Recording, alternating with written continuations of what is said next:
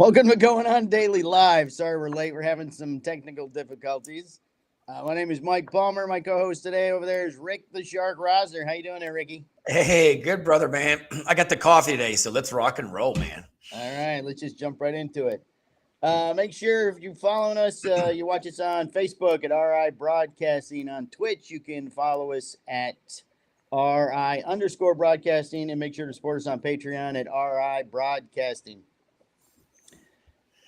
So apparently, Phil Donahue has passed away, huh? Yes, he has at 88 years old. So I didn't even know he was still around, to be honest. I did not know. And you know what? We talked about this off, but seriously, everybody's house, grandma, grandpap, everybody, mom had this on. Am I right or what? Sure. I think it came on midday, if I remember. And correctly. he had that skinny microphone. Remember, like it was like a, yep. it was so skinny. The iconic microphone.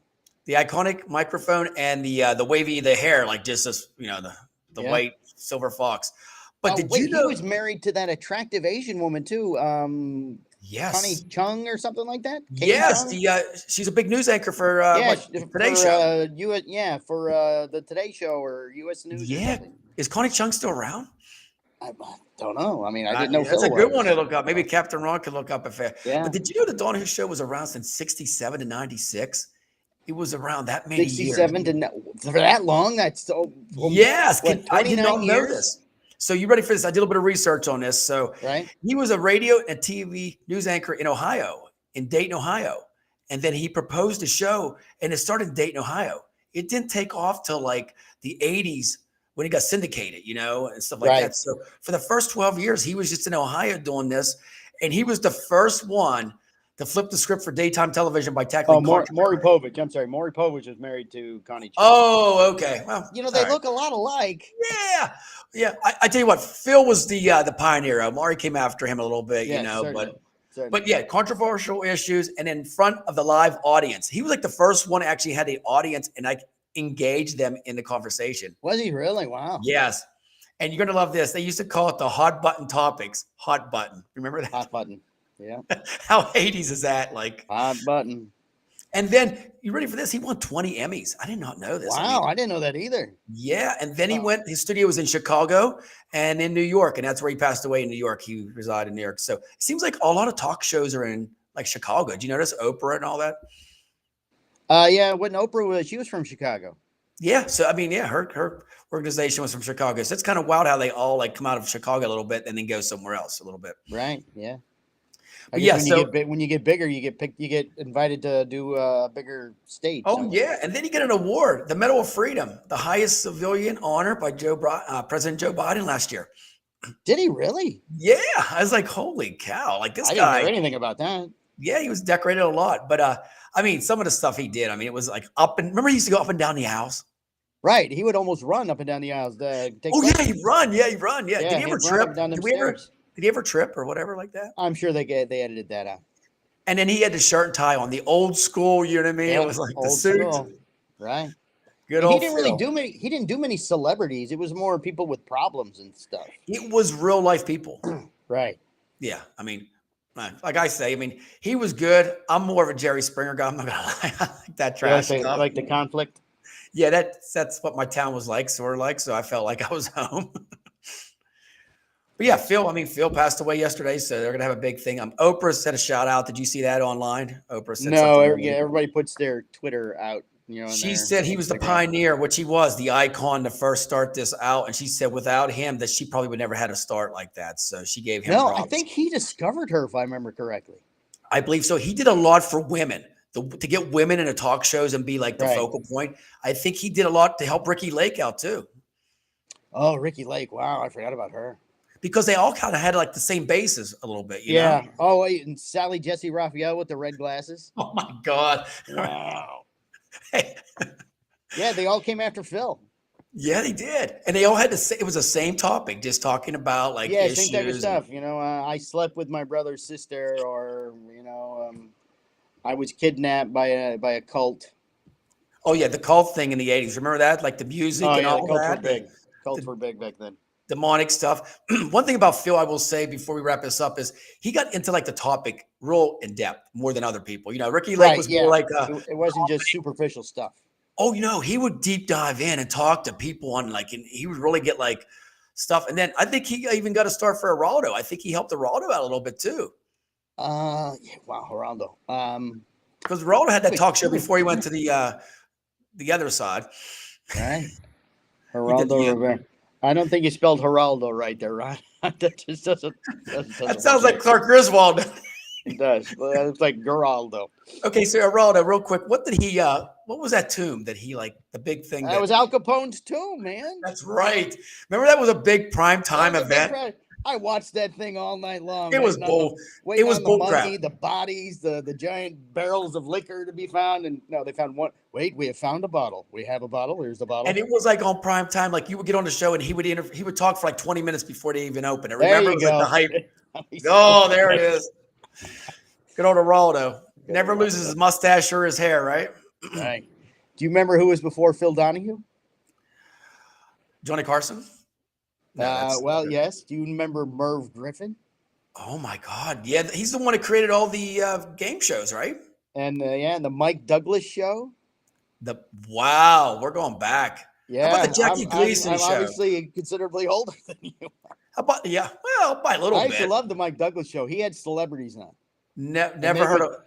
They would do the Merv Griffin, not the Merv Griffin, the Tonight Show type thing where they had the desk and the fake chairs, and he would bring the people out and they would sit and interview the Hollywood stars one at a time. They'd promote their movies and stuff. Okay, so time out. Mike Douglas, he the actor too? Is that the one? No relation. No relation. Oh, okay. Mike Douglas was a little fat guy who had, the bangs went straight across and then down the side to his lamb chop sideburns and around the back. Yeah, wow, that goes way back. Jackie Gleason show, is that kind of like in this? No, Jackie Gleason was a sitcom. It was a black and white sitcom. Yeah, sort of like the I Love Lucy show. Oh, okay. I thought he had a talk show too, or not. He might have at some point because he was quite the character. Oh, Jackie Gleason. Oh my goodness, his stuff right now, to be honest with you, could never be on. No. Them kind of guys like that would be canceled culture. Seriously. Oh yeah, I caught the other day part of the All in the Family. Oh, Archie Bunker. That would never be allowed on TV today. The one-liners on there it's crazy what he'd say. Especially when when the Jeffersons move in next door. Oh no, the racial tension there. They would never allow that on TV anymore. Another one. I don't think it'd even make it. The Jeffersons was kind of little. Yeah, that wouldn't have either. I mean, they yelled honky and whitey all the time. So yeah, I mean, it's just as bad. Hey, I gotta admit, you gotta admit that the white dude on there on the Jefferson was funny as hell. I don't even know. Nobody knew his name. What was his name? We just called the white dude. It was like Wilson or something. It was his sister's husband. And he used to always make fun of him, remember? Oh, sure they did. Yeah, the one white guy on the show. Oh, boy. Good times, man. There was an episode of All in the Family where Archie had a blood transfusion, and he ended up getting it from his black nurse, and it was hilarious. But then they brought it up later when the Ku Klux Klan moved in next door to Archie, and they thought he was one of them, and then he brought up, well, you don't know because my blood's half black, and he defended. Did he say that like it was on the show? He said that. Yeah, he defended the Jeffersons against the Klan. That was Tom Willis. That was the name of. That's right, guy. Tom. Is that like the weakest name ever, Tom Willis? Like that's. Well, they might have done it on purpose because I'm sure there were Uncle Tom jokes at him. Oh, you got it. Yeah. He was an Englishman. That's right. Oh, that's right. Wow. And he was married to Jefferson's sister, right? George's sister. Tom Willis was. Yeah. Yeah. Wow. Wow, we're going way back now, man. Way back. I'm sure our demographic watching does not have any idea what any of this stuff is we're talking about. No, not at all. Not at all. Well, hey, R.I.P. Good old Phil. We'll see. Yes, rest in peace, Mr. Donahue. Yes. Hey, if it wasn't for him, we might not be doing this here either. No, he might part. I'll do more research. He might be part of the streaming service, right? He might. Well, I mean, this is a talk show format. So. Did I hear that we might be going on Amazon? I mean, can we even say that right now? Yes, that was the thing. Apparently, there's a new Amazon streaming service that we are looking to be a part of. Wow. So that's going to be awesome. So. Wait, the Olympics are over. When is our new anchor starting? Do we have any information on that, Ron? Breaking news. We've mentioned her a couple of times. Yeah, he did. Definitely, because I think we're going to try to get Greg Louganis on, right? Oh, he will know. Yeah, I was going to say she's Greg Louganis' agent, apparently. I think he's negotiating rates right now with her, maybe, contract. Maybe. So it's contract negotiation time. Maybe. Ours are up next month, right? I'm just joking. That's right. We renegotiate in September. For the fall schedule, right? Beth is joining next week. Oh, look at that. Woo! Look at that. All right. Well, I'm looking forward to that. Maybe. Yeah. Oh, maybe. No promises. Maybe. I think we should have a show, all joking aside, all of us together. Don't you agree? Well, we should do one, yeah. Like all in a family, right? Oh, I don't know if we have a big enough screen to get 4 faces on this thing. Oh, yeah, because we've done 4 before with Ron. Oh, okay. Yeah. Me, you, Ron, and Becky, we've done that. Let's get everybody together and talk about some. He's got special graphics that are shorter. Oh, okay. Gives him more work to do. We'll moving along here. You and I get off on these weird things. I know all the time. I haven't talked to you in like 2 weeks now. So. Yeah, I mean, there's no problem filling shows for us. All right, elder scams are on the rise. There's been a suspect caught in a sting stealing $75,000 from a elderly person. Ooh. In Harris County, Texas, it all started with an email sent to 72-year-old victim saying his computer was infected. In the email was a phone number to call for help, and on the other line, a criminal, according to investigator Mac Brown with the Harris County Sheriff's Office. Once the victim contacted the number, they told him he could help him and send him a PIN. With that PIN, it allowed them to remote access to his computer, he said. Once in his computer, the criminal could see everything, emails, documents, and bank accounts and information. This happened to my mother last month. My mother fell for this. Ouch. Brown says the criminals then told the victim his bank account was compromised and that he would need to withdraw $45,000. Brown said that's exactly what he did. They sent somebody by the house to get the money as well, said Brown. The victim spoke to some family members who told him this was likely a scam, so he contacted the Harris County Sheriff's Office. The suspect asked the victim to withdraw another $30,000, which he did. Just so happened this time they were waiting on him. So once the courier came, we apprehended him, he said. Farm, F-A-R-U-N, Hung, H-U-A-N-G, was arrested and charged with 2 counts of aggravated theft. He posted his $15,000 bail. Well, he had $45,000 from the man already. And is now out of jail. Records show he is a California resident. The suspects then from all over. These suspects, they're from all over, said Brown. We have to protect the elderly. If you don't recognize the email, don't open it. If you don't recognize the phone number, don't answer it. If you or anyone you know has fallen victim to this crime or similar scams, call 713-222-TIPS to report it. Yeah, a month or so ago, somebody contacted my mother, got into her computer, and all she had to do was enter the code the guy had sent her, and he would have had access to her computer. But for some reason, she stopped right there. Wow. My brother. Well, the thing is that there's all kind of scams, like even Social Security. They're not going to reach out to you and say you owe them money. Nobody on Social Security ever calls you, and that's a big scam too. You know that. It's like you owe us money, and the IRS. The IRS calls and says you owe them money over the phone. They never. Yeah, that's not. Did you ever get emails like that? The IRS said we need to talk to you, important business, and you could see at the end it's a different email. It's like you look at it. I always check the email addresses. You can always open the email and don't ever click on the attachments. That's where they get you at. Right. The documents or whatever. It's crazy stuff. So this guy, I got to ask you, did they release him? Catch and release? He's gone? Yeah, he posted bail. So yeah, I'm sure he's gone. Oh, so he's going to scam somebody else today or yesterday, right? Sure, he's out now getting $15,000 bail. So he had to post $1,500. That's nothing to him. Mm-hmm. We'll probably get another fake comment here. We get fake comments on our show sometimes. You ever see that? Sure we do. Right. Yeah. Yeah. Somebody else contacted my mother just last week and canceled her Medicare and put her on care credit. How could they do that? Don't they have to have her information? She gave them her. My mother's 70-something years old. She's got dementia. We're in the process of getting her out of her house, which is a fight. But they contacted her. She gave them her Medicaid or Medicare number. They canceled her Medicaid and put in care credit. And we only found out because my brother tried to take my mother to emergency care because she hurt her thumb and she didn't have insurance. So now for the next week, she does not have insurance, but he got her Medicare, Medicaid, whichever one it is, turned back on, and the care credit turned off. And the gentleman that tried to get her money, my brother's in law enforcement, so he traced the phone number, and it was some guy in Egypt. The number went back to Egypt. So These people don't have nothing else to do. This is all they do all day, scam. This is their business. You think you could make a lot of money? $50,000. That's a salary for somebody. They would have cleaned her out. They would have taken every penny she had. She would have been penniless, and then she would have had no money at all. You work your whole life, and this one person takes it off. At that point, I'm going to say, I'm going to be like Rambo. I'm hunting somebody down. I'm hunting somebody down. They would have had it. Yep. You could never probably trace them. You never know where they're at. No, I mean, it went back to the Middle East. And if they call these old people, they confuse them. They know they're lonely. They want somebody to talk to. It happens so often.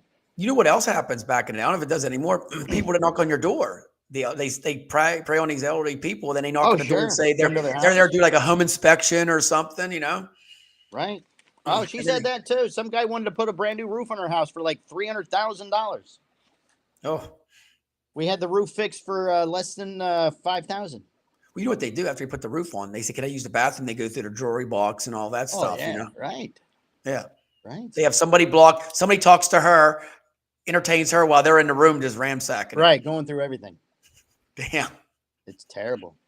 Crazy stuff. Wow. It's terrible. All right. So we got a Ferris wheel on fire in Germany, apparently. Oh, my. We got to see the video first, then we'll talk about it. So I can't make this up. Let's do it.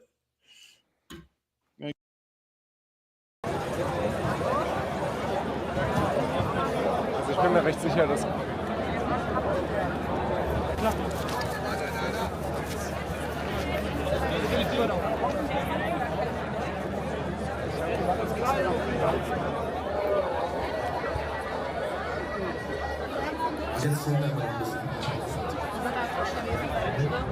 Ja.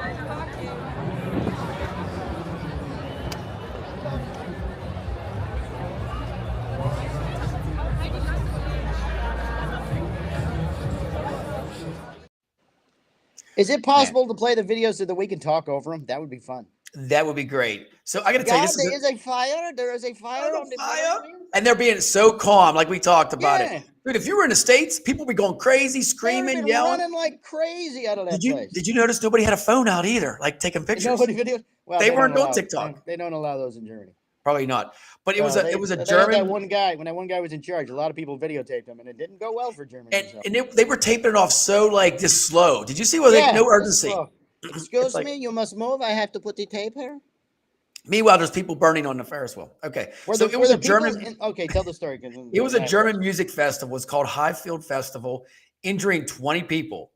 And they believe it got started. There was materials under the ride to spark the flames, and they passed it on to the cable cars, and it was on just like Oh, so the base is on fire. Then as the wheel goes around. Yeah, and then it's just caught the one cart.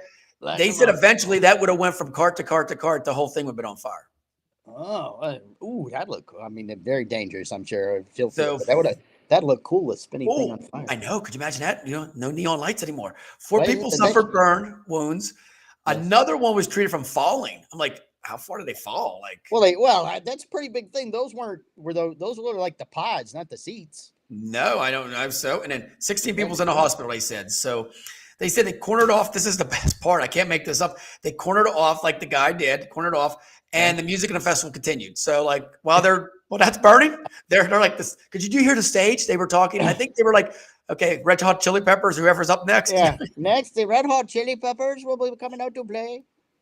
Isn't it? I got to tell you. How did they not close the entire festival down? It should have been shut down. Like there's people like burning, and they're like, just continue the festival. It is fine. Don't go that way. It's amazing. But you know what? When you think about it now, what if you were in that cart and you're way up there? I mean, how do you get out? Like it's on fire. That's the people that fell, right? It's on fire. Yeah, I mean, you jump out. What do? You're burning right there. I mean, you're not going to know it's really burning until you're too high to jump. And the operator's going to he's going to go what they should have done was the one on fire, get it down there and get that one off. Right, get it down first. But do you think that happened or they? No, because as soon as if you're looking, you go, oh, that one's on fire up there. As soon as you get to the bottom, you're jumping out. Oh yeah, yeah, I am you. Sure, I'm not waiting on go around again. And the operator, do you think they went through this precaution stuff? No, they had no clue. Yeah, right. Sure, there's training. There's no training for fire. No, there's no training for like a Ferris wheel on fire. Right. No, there is get stuck and won't start. That's probably the only training they have. So that was I seen that today, and I was like, man, we got to talk about this. I mean, it's just like the guy panics and hits probably the stop button. Yeah. Right. Or it gets jammed. How about that? What if the Ferris wheel got jammed? Like they put the emergency on, you can't move it. And I think we've talked about it before, but there's one of those, the Orlando Eye, one of those giant Ferris wheels here in Orlando. Mm-hmm. And it's a 24-hour evacuation program to get you out of that thing if it breaks. 24 hours. It takes 24 hours before they can empty every single one. That's Bob amazing. Seger was singing "Fire Down Below." Oh, a little comedy here, right? Oh, look at that! No, and it was about the roof. The roof is on fire. The roof is on fire. That's what they. We in don't America, care. Let it burn. Let it burn. Yeah, that's what they would be singing here. But hopefully, I'll give you an update on this story when I hear more information. But I guess 16 people's in the hospital now. I'm sure it's going to be a little bit of a 60? 16. Oh, 16-16. Yeah. So I don't know how many was on the Ferris wheel or whatever like that, but I'm sure the ones up, probably the cart's on fire. Yeah. I mean, there's going to be a lawsuit here, you think? I don't know. Do they do that in Germany? I don't know. Is it? I don't know what goes on there. Yeah, I don't either. I don't know about. Well, you know what? Most of the people probably were drunk, though. Do you know? Because they had the big steins. I mean, everybody just probably does. Right. Maybe they thought it was part of the show. Right. Exactly. Oh look, it's on fire. Another. Oh, David Copperfield's going to fly down. David Copperfield. We love him here. He's very good. Oh boy, never know. That what's shocking though? I can't picture this. Like, so are they going to repair this Ferris wheel? Like, I want to know where it goes from here. Like, did they repair that one cart and this? I mean, yeah, that was a big Ferris wheel to be snapped together at a county fair. I know, like that's a big one. Like that's something you don't put at a fair. Like I've been to fairs; they're smaller ones. This is usually smaller. This is one. It's like in America, this is up full time forever. Right. Who knows? Well, they only got to replace 2 of the cars, so 2 of the pods, whatever. And then the base, I guess, whatever started the fire, they have to fix that. So you think they should change the name, called Firewheel? Oh, Fireball. Ride the Fireball. Take your life in your own hands. And then you have a release form you have to sign before you get on it, right? Right. Well, I think in most of those places, when you buy a ticket to go in, there is like a release form that you're automatically signed. Is there really? Is there something like a Disney World, like a release form? Is there? I guess there is, isn't there? There's got to be. I mean, think of how fast they snap the county fairs together here in America. Oh, I met the carnies before, man. They're characters. Oh yeah, me too. The wheel in the sky keeps on burning. There you go. That's the good one. There we. Nice. That was the best one right now. That was the best one. There we go. Too bad we can't play the songs. I know. We'll get in trouble. Maybe on Amazon someday, right? Maybe. Oh, Amazon's probably tighter than YouTube. I know. All right, it was a creepy guy on a plane here in America. He might have been coming from the German music festival. Yeah. But a passenger was horrified after a man slips her a creepy note on a plane. A woman perplexed viewers after sharing how a man slipped her a creepy note on a plane, but but not all it was seemed. I feel like it was weird. The passenger who goes by some weird name. This is on a website called the X Post. Oh, I feel like it was weird. The passenger says she wrote describing the bizarre incident. In the X Post, which boasts 1.6 million views, she recalled how a male stranger sitting behind her handed her a piece of paper and whispered to her, "Take this and read it later. It's not creepy." What? He was already creepy when he said it's not creepy. Despite the ominous seeming ask, the ex-poster said she obliged and perused the letter, whose contents were allegedly shocking to say the least. It was a handwritten note complimenting my hair and its length. And a $100 bill. Exclaimed the flabbergasted gal. Naturally, this gesture might seem unsettling. I would imagine, yes. Yeah. However, the passenger explained in a follow-up post how she didn't find it creepy because her mile-high admirer didn't leave a number, and there was clearly no expectations or hope that he would interact again. I'm not gonna lie. If somebody said I have nice hair or whatever like that, I'm taking $100 and running. I don't care. Well, she's still on the plane. She's reading the note. She didn't turn around or look. Or I would. I wonder if she said thank you. Did she say? Well, there's like a party poof in the back. I mean, what kind of hair? We got to see the picture. I'm guessing she said, and it's length. So I would imagine maybe she's one of those people that when she sat down, she went, and flipped her hair. So he got to see the hair the whole time and probably petted it a little bit, maybe. Maybe. Yeah, I would have checked see if he cut any off. Oh man. I think that's creepy, declared one viewer. While another wrote, he totally stole your hair and has some voodoo priestess making a doll. Oh, yeah, here we go. Yeah, not too weird. You out, but that dude definitely has some of your hair, theorized the third person. Others found it more equally parts creepy and endearing. One wrote, poor guy was so overcome, he was like, I cannot stop myself from being weird about this, but at least I could try to do is without being scary. I'm sorry. Here, have $100. Hey, take the money and run, right? Good song, by the way. Well, yeah. I mean, I'm keeping the money. I'm obviously keeping the cash. But still. Hopefully he waited till the end of the flight, though. I mean, he lost $100. I don't know about him. Like this, the rest of the flight going, is the guy touching my hair? You leaning forward? Is he touching my hair? He's touching my hair. He could have bought a wig and touched it himself for $100 somewhere else. You know what I mean? Come on. Right. Well, I think the $100 was because he felt creepy. Well, if he felt creepy, then he was creepy. Who knows what he did back there? These unique people, man. You never know what's on a plane, you know. So I mean, day to day. I mean, she made $100. I mean, she made $100, bro. I mean, that's what I say. Why it's best to sit in the. Ron likes to sit in the back seat so nobody messes with his hair. Oh, the last seat. They give that to like what the peasants, right? Right. Who wants to sit in the back? Oh no, not with that engine and stuff like that. Do you ever go in the back seat? It's like your head's like right on like this. No, it's super loud back there. And then you got usually there's one of the bathrooms back there, so the restroom. So you got somebody shutting that door all the time. All the time. And then when the plane lands, the last guy off the plane. And then you got the flight attendants. You can hear them talk back there because they're making coffee and their snacks. You know, that guy in that last seat, he looks terrible. Look at him. Yeah. Oh. What a loser. I said way in the back. He asked me for water. I'm not getting him no shit. I'm not getting him water. He's right by the bathroom. He can get it himself. Yeah. I always say, I like the Ron, you're bald. What are you worried about with your hair? Sit in the front. Yeah, come on, Ron. You got no hair. Maybe he puts on some kind of like Bob Marley dreads or something. Nobody on this show's got a hair problem. Becky's hair's growing back, but it's not long either. No, not at all. So so when you're on an airplane, do you I love the window seat. That's my fave. I like the aisle. I got to be able to get up. Really? Okay. Yeah.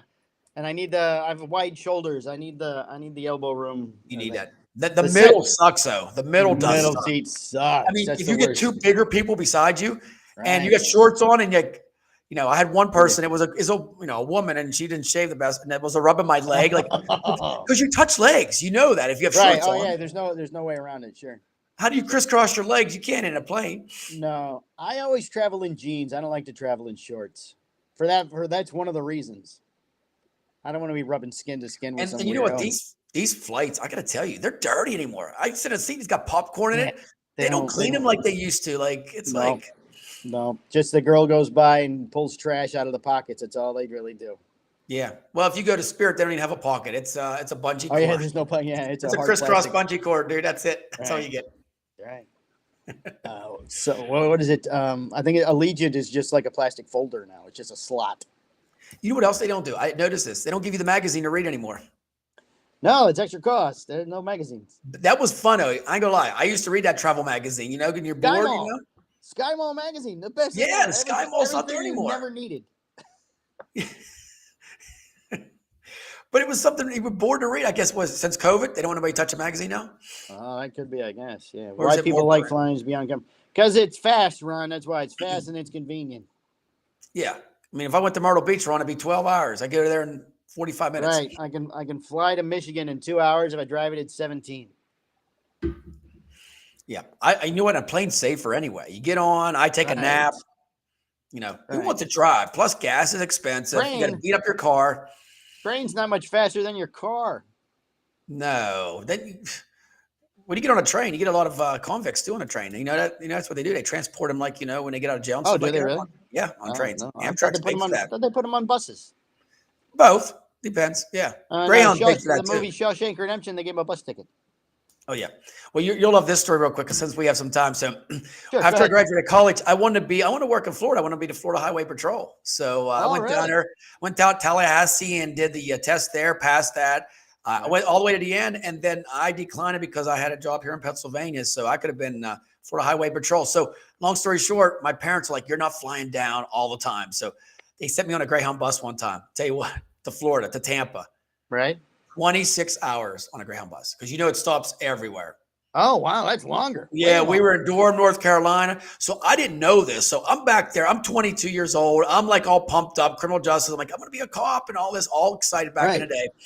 So I'm in the back seat and these dudes are like talking to me like, dude, we just got out of prison. I didn't know this. I'm like, oh, so I'm like, I'm talking this on and there's half the bus is convicts, It's like, holy shit. Yeah. We're going to take the bus when it stops. Yeah. And I stopped saying that anymore. I was like, oh no, I'm just going down to be, visit some friends. I was like, I'm going down to be this Highway thing. Patrol. And then I remember this, I don't know how I remember this, but like on the Greyhound bus, it gets packed sometimes. So we're in Durham, North Carolina, and they're getting on there, and there's people on there, and they're sweating. I'm going to tell you what, it was the worst smell ever. Some bigger dude was beside me, and he kept elbowing me like I'm in the middle, and I can't say nothing. And I got to lie, I was like one of the only Caucasian people on there. It was pretty wild, man. It was a wild trip, and I just got to say it was very entertaining. I talked to everybody, and it was walks of life, all walks of life. Sure. But most of them I talked to were like, yeah, I'm going here, I'm going here. And when they stop for like an hour at these places to get. Do they really? Oh yeah. You go to bathroom at the Greyhound bus station and the bathroom on a bus. I'm going to tell you what, I thought it was okay when I was younger, dude. They're bad. It's probably disgusting. Yeah. Oh, it's bad. It's talk about like never cleaned. It's bad. So yeah, Greyhound, they don't clean the seats there either. It's just, you get on and it's like, and the driver's like, he hates his life or she does, No, they do. Yeah, it's an old school bus driver who's got an attitude. And then we were going the whole way. And then one time the driver, because, they change drivers after a while, you go to one and another driver pops on and we almost sideswiped another bus. You see us going, and we went like this. I'm like, holy, he went, oh, and like, oh my God. Oh, he dozed off. Yeah. Yep. So I'll never take a bus again. That's my experience on that, Mike. Oof. I've never cross country on a bus. No, they have that. What's that? What other bus? The one that's like the 2-tier one? Is it it's like $1 bus, or it used to be? It's like it's the red. There's tons of them now. There's tons of different companies. But there's one fancy one I see all the time online. It's I can't remember, but it's a red bus and it looks very nice. It's got Wi-Fi and stuff. Have you taken a train yet? Like the Amtrak ones? I have done a train. We did one from Detroit to Toronto one time. And then there's a commuter train here in Orlando that goes from like where I live. It'll go down to Winter Park, which is this nice little town that's a little upscale with restaurant stuff. We take that every once in a while. Did you ever sleep on it? Like, is that like the ones you sleep on overnight? The one in Toronto was a 5-hour train ride. So no, it was not. There were sleeper cars, but we didn't have one. It's just 5 hours. How is this? I got to ask you, like a sleeper car, do you just sleep? Is there like a certain room or do you just sleep right in your seat and you just recline? No, they have like rooms. I've seen them on the TikTok and stuff. And my brother's done it from Detroit to Pittsburgh, I believe, when he was married to a young lady that lived in Pittsburgh. I think they took a train down there one time with the kids. Oh, it's terrible. And it took freaking forever. I can't picture sleeping on a train, you? No, because I mean, the whole time. And you know what freaks me out? I'm going to tell you what. I love flying. A train, you never know what's going to happen. You get some whack job, it messes the track up. You're done. Right. I mean, do they check them tracks all the time? I mean, do they secure them? Or I don't. No? Not according to the movies. It happens all the time. I know. And it's not like you got Wesley Snipes on every train, so he's doing the same. What was that movie called he was in? There's tons of them. Passenger 57, but there was one. That was the airplane one, right? Passenger 57, right? But there was one on a train. I don't remember which one it was. Yeah, Wesley Snipes. Oh, he's hashtag Wesley Snipes. Wesley Snipes should come on the show. That'd be nice. Money Train. Money Train. That's it. Yeah, that was a good one. Went it with Woody Harrelson too, I believe. Yeah, Woody was in a lot of good movies back in the day. He was. His best movie yesterday. Woody Harrelson's dad was a mafia hitman. Oh, come on. Yeah, really? Right. That's what I saw. So that's where he gets that little bit of an attitude, and because I'm going to tell you, one of his best movies, White Man Can't Jump, was great with him and Snipes, and he was like, you could see that in that movie now. His dad probably came out of him a little bit now. He was like a little gangster and hardcore in there. That's right. White man can't. He hashtag crazy over there. Look at that. I tell you what, he's got the fingers going today, doesn't he? He sure does. Or maybe it's automation, isn't it? Like he just says the name and it comes through. Oh, look, we've got our person. Hello, I found your stream. Interested, and I would love to be a friend and fan. Kindly add me on Discord. Username Colin22. There you go, Captain Ron. Take care, everybody. Welcome, Colin. Yes, welcome to the show. Give us whatever it is you give each other on Kick. Yeah, and any insights you want, just throw some stuff out there in the comments. We'll love to hear from you. Comedy, whatever you want, right? All right, the millennials and Gen Z are spiraling, huh? Oh, my. I tell you what, and I'm kind of doing that a little bit myself, too, spending more money than sometimes, you know what I mean? Because I got to tell you real quick is, right now, the Gen Zs, millennials, and I think it's everybody, they're trying to pay their bills and still have fun. And, you know, sure. And I'm going to tell you right now, when we grew up, it was like you get a solid job, but it wasn't as crazy as now. Inflation's very high.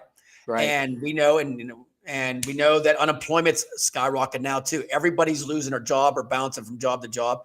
So the millennials and Gen Zs are coming out with this big school loan. Imagine that. You have $100,000 school loan. You got a job that's barely making ends meet. You got to pay this loan off and you still want to have fun. I mean, you're in your 20s and 30s. You want to go out and it's not cheap to go out. There's no quarter draft night anymore. You know, and when you go out, you're dropping money. Certainly. So the mental health experts say, focus on what you can control and not what you can't control. So they can control partying, right? I mean, you know, so sure. I guess that's the one thing you could cut back, I guess. Exactly. And this is something I really wondered because when I travel around and I'm close to the WV University, so I see all the college kids going out all the time. They're eating out all the time. This makes sense. They're living for today and not tomorrow. They're wasting through their savings or whatever they have. Right. And I think mature people like ourselves, I talk to a lot of people, they are hitting into their savings too because, you know, you have a certain lifestyle. I mean, you're going to eat a can of beans every day now just to survive, you know? Sure. Yeah, everything costs money. Everything. Oh, yeah. So people are saying it's because of the pandemic. And I still think some of that, you know, the effect of it, Mike, is taking over a little bit more still now. But people are carefree now. After pandemic, people want to just have a good time. They really don't care about money anymore. It's like, dude, I might die tomorrow. No, it's so weird. Everybody's traveling. They're going to these exotic locations and stuff. But nobody has money, they say. Anything. So where are they getting their money at? Right, exactly. I think they're spending a lot of their savings. I don't think people saving like our family did. You save till retirement, then you buy your beach home or whatever, you know, so. Right. Yeah, and they're blowing through their savings like right now. They said, and this 24-year-old said that, you know, he goes from job to job and he spirals. Some days he gets up, he doesn't know what goes on. What makes him happy? He's hanging out with his friends and going out for drinks, and it's a temporary high right now. And he said he loves it. And he's going to spend money. So that's his philosophy on the whole thing. And I think a lot of people are following that suit because every time I go somewhere, the restaurants are packed. Are they packed in Florida like they are here? Yeah, they are. They are. I mean, they're packed at 3:00 in the afternoon. Sometimes, like, does anybody work? Oh, we're not that bad here, but yeah, but if you want to go out like at dinner time, you've got to go out early or late. So people are complaining about the price on the food, but they're still going out and doing it. People are still spending the money, so they're not going to change anything. Yep. So and, these younger kids are so entitled anymore. They think somebody owes them something. They all want these six-figure jobs right when they get out of college, which doesn't happen. No, the six-figure job's not going to happen. Or, you know what? I don't think anybody's even talking about an IRA or savings or nothing like that. Half these kids don't even care about health benefits. They just want to roll and they just want money. Money and live a great life and buy. I tell you, a lot of young Gen Zs and millennials have nice cars, though. Did you notice that? Yeah, they do. They do. They actually get a lease on a car. They buy. I think maybe their parents taught them not to buy a car and just keep it for 20 years. Is, you know, you get a new car every 2 years, you trade it in. Oh, look, it's Becky Turner. Turner's watching. Good morning. Gen Z is a different breed. Some great qualities I admire. Some qualities I like. What the fuck? I know. What the fuck? It is. But you know what? You can't say that word. Oh, I'm sorry, Ron. Oh, you said it. I just copied you. Ditto. We both did it. We both hit it. I guess Ron's going to have to come on the show and finish it off, right? Going to have to finish it off. We're banned now. We've got shadow banned. Oh, yeah. You know what? That's a fine in our contract. You know that. We're both fined. What is it, $300? Yeah, we both got fined. Yeah, $300 a piece. There we just threw money out the door. Here we go. Damn it, Becky. Just like that damn guy on the plane, right? Giving money away. It's like the kind of plane, right? Somebody touching my hair and leaving me money. It's just the way it works. But you know what? I got to say, Gen Zs, I kind of like their thinking, in a way, because they're not stressed anymore. They're not stressed like we were back in the day. They're taking they don't feel the pressure and stuff. If they do, they just bounce it off. They get on TikTok or they get on social media and they're fun, having fun again. And they think, like I said, we talk about it in time, but they think they're owed something, that somebody owes them. They think they can go on TikTok, somebody, I don't like the way my doctor talked to me, so I'm going to go online and I'm going to badmouth my doctor. You can't do that kind of stuff. Well, we're in that stage now where it's not even Gen Zs. It's 60-year-old people. I mean, I get on Facebook all the time. It's the politics. I mean, if they don't like something, they're just going to throw it out there. It's that social media toughness I call. Like they don't say it to your face. They just say it online because they know everybody's going to see it online.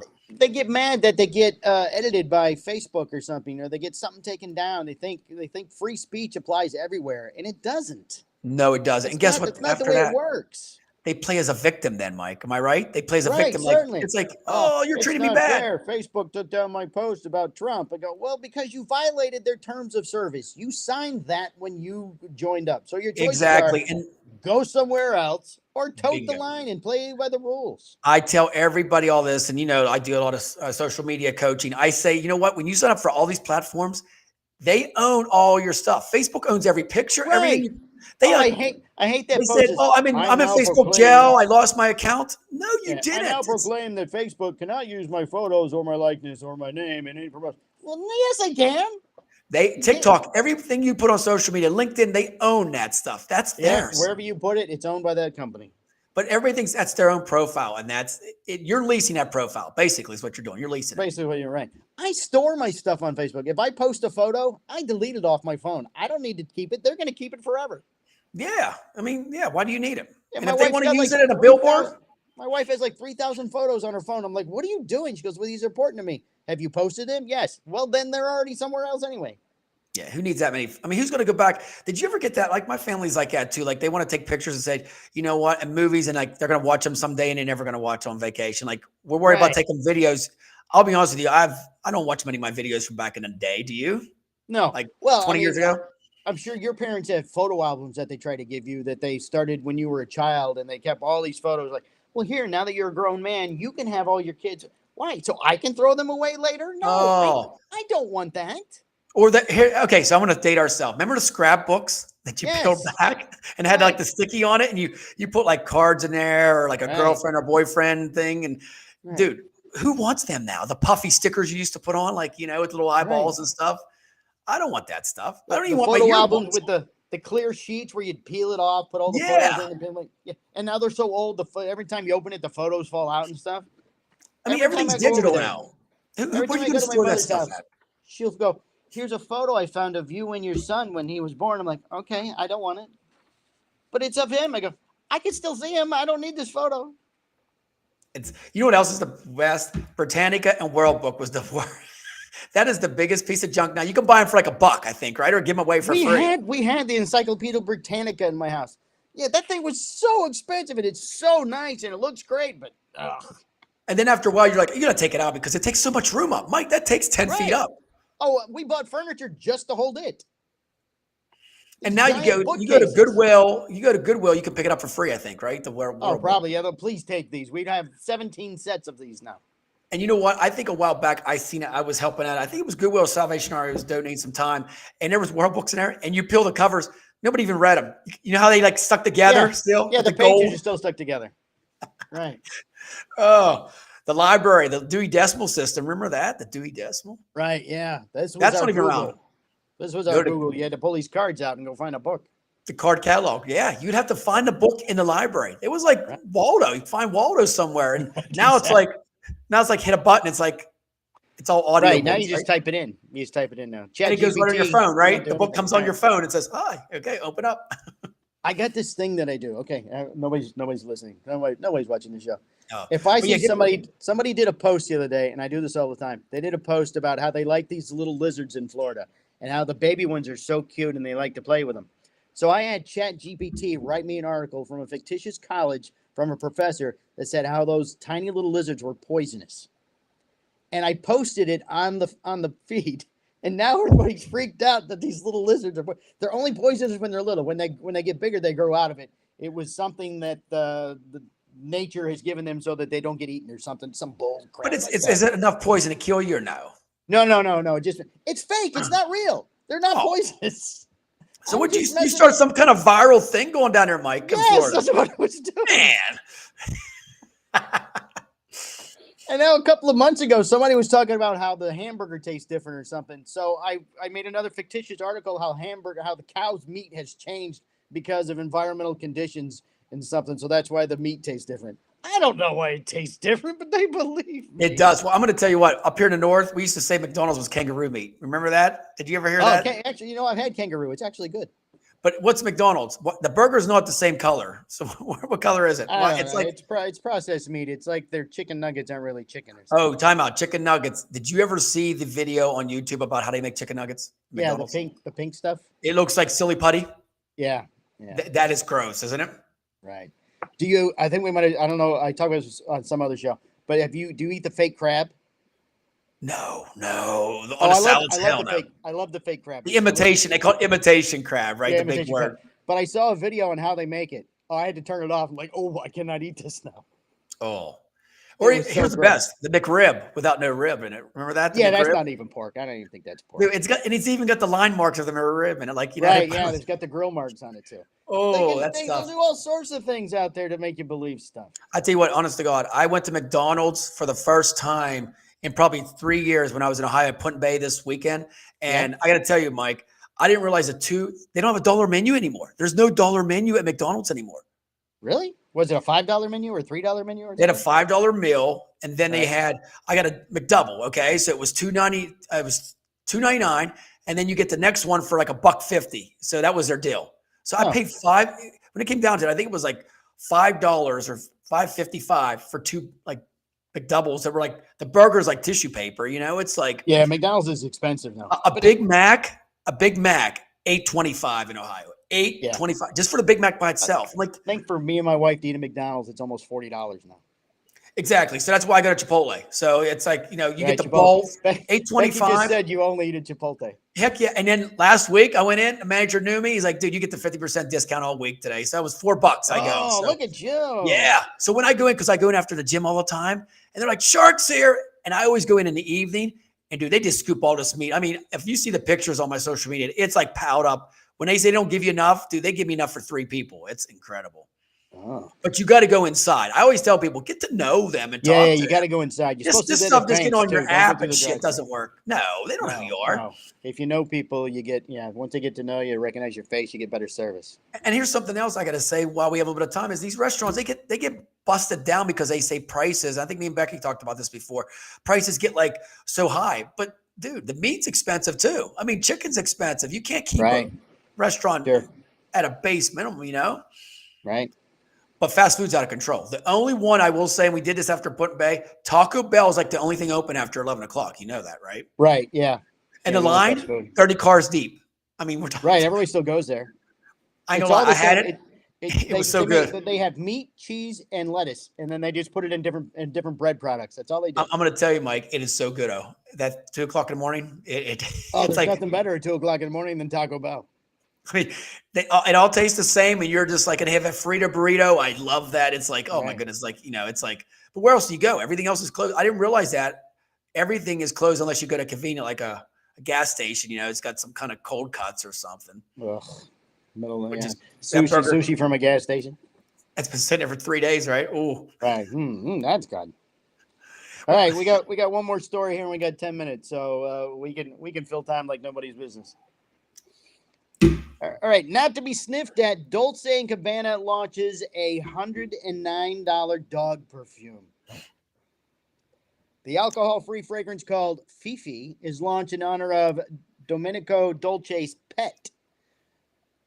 Rome, no need to wrestle your dog into the bath anymore. Italian luxury fashion house Dolce & Gabbana has launched a new perfume for canine companions. The alcohol-free scented Mist for Dogs is on sale for €99 or $109.77 American, and comes with a free dog collar. But also a warning from animal rights activists who say it could cause pets distress. Oh, come on. PETA is in an uproar here. Yes, they are. And you know what happens when they're in an uproar? They win. That's right. I'm a delicate, authentic, charismatic, sensitive. The video advertising the scent begins as it shows sleek and soft Bichon Francais dachshunds and chihuahuas posing on a stool. Because I'm not just a dog, I'm Fifi, it says. The perfume is named after the dog of one of the brand's co-founder, Domenico Dolce, and blends fresh and delicate notes of ylang, I'm not sure what that is, musk, and sandalwood. We know musk, don't we? Yeah, we know what musk is. But it's dog musk. It's not, not people musk. English leather musk. Yeah, not English leather musk. It's a tender and embracing fragrance crafted for a playful beauty routine, the company said. But international animal rights charity PETA said squirting dogs with a fragrance designed to please humans as this can upset them greatly. Dogs have hundreds of millions more receptors in their nostrils and can smell 10,000 to 100,000 times better than humans. PETA founder Ingrid Newkirk said in a statement to AFP. Perfume sprayed on their fur can cause them irritation and distress and interfere with their ability to detect other smells in their environment and communicate with other animals they encounter, she said. Oh, come on. You know what? Well, you know what? If I put cologne on, it can irritate your skin too, or your eyes. If you put it in your eyes, I mean, it's the same thing. Yes, but you're choosing to put your perfume on. Your dog is not sitting there going, I need my cologne, please. Well, you know what people's going to buy for it? The dog collar, too. See, that's a catch right there. Yeah, they want the Dolce & Gabbana Yes, dog they collar, do. Yep. So they threw that in. They made that for $3 and throw that in like that's a $100 item for free. It's a gold-crusted bottle, too. It's very lovely. And really, is a Bichon Frise, a Dachshund, or a Chihuahua, they're not going out hunting for criminals. So what are No, but the thing is that going to mess up their sensory and their smell and all that with this crap on all? That's what Ingrid is saying. The PETA founder, Ingrid Newkirk, who probably smells terrible, is saying yes. Well, you ain't going to mess it with like a beagle. What's out there in the woods, like, bloodhound. Yeah, it's not some bloodhound. Hey, Duke, come here. Let me spray this on you. So you can go chase the deer down, Right. Yeah, you got to smell good so that deer don't get you. So all the bears and everything can go to you and say, look at this. Attack you. I like how anytime we say anything, it becomes a hashtag. How many hashtags we do a show? Well, there's a lot of them. I don't know. There's a ton of them. Oh, he's he put PETA, P-I-T-A, like pita bread. He's thinking of Taco Bell still, wasn't he? He's getting hungry. He's still talking about Taco Bell. No, Becky, I've never met your dog. You will not introduce me to your dog. Oh, my. But it needs, but if it's a Chihuahua, it needs the Dolce & Gabbana Fifi for your dog. I know. This could be a movie now. You know that. This could be like Legally Blonde Part 6 with the, Oh, yeah. It's perfume for the dog. Product placement. So it'll be there's perfume. What about cologne for the male dog? Or is it just unisex? It's unisex. It's unisex. Turkish food PETA. Legally blonde. In the Legally Blonde hashtag. This is fun. We should make this like a game.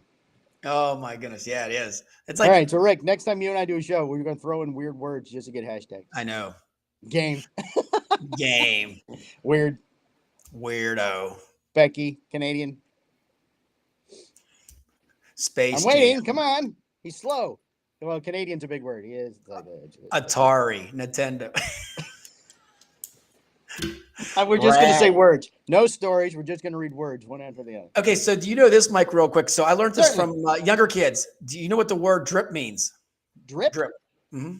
Nope. Okay, so this is what kids are using in high school now. Drip is the new key word for being dope, hyped. You got drip clothes. Oh, yeah, your clothes I read are drip. the other day, and I didn't know what it meant. Yep, your clothes are drip. Means they're bad, they're nice, they're cool. It's drip now.